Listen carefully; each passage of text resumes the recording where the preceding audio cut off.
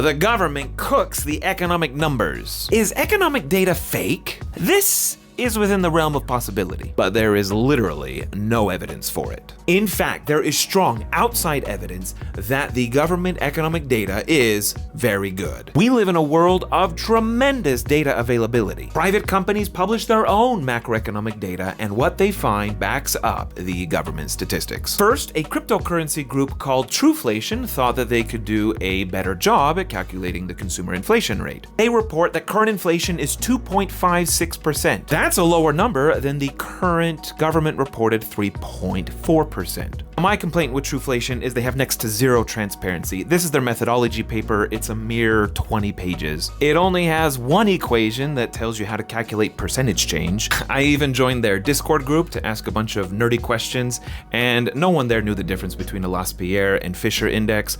For reference, that's just basic index calculation 101. Compare this with a site from the Bureau of Labor Statistics, which transparently publishes literally thousands of pages of their methods in minute detail. We also have the Billion Prices Project, which estimates the inflation rate using internet prices. This one's a little older. It was published in 2016. They find that official CPI holds up compared to their online price index, not only for just the US, but also for many countries across the globe. The one country that didn't hold up was Argentina a decade ago. Their inflation problems have been going on for a long time. So what about jobs data? Is the government cooking the books?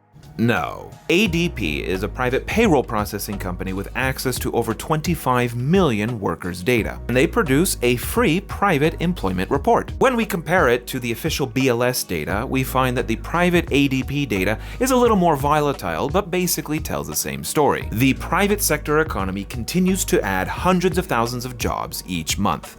Let's move on to wages. Indeed.com publishes their own wage tracker based upon the posted job listings on their website. Now, it isn't the same measure as what the government reports because this is only for postings. This isn't actually what employees get paid. And it will focus on job switchers, not all existing jobs. You can see that the Indeed data does show the real declines in 2022 as well as the real growth in 2023. But notice in 2021, the private data was still showing positive growth, whereas the official government data was showing a real wage decline. Overall, we find from both government and private economy measures that the economy continues to create jobs, that inflation is moderating substantially, and that wages are catching up and even surpassing historical purchasing power levels.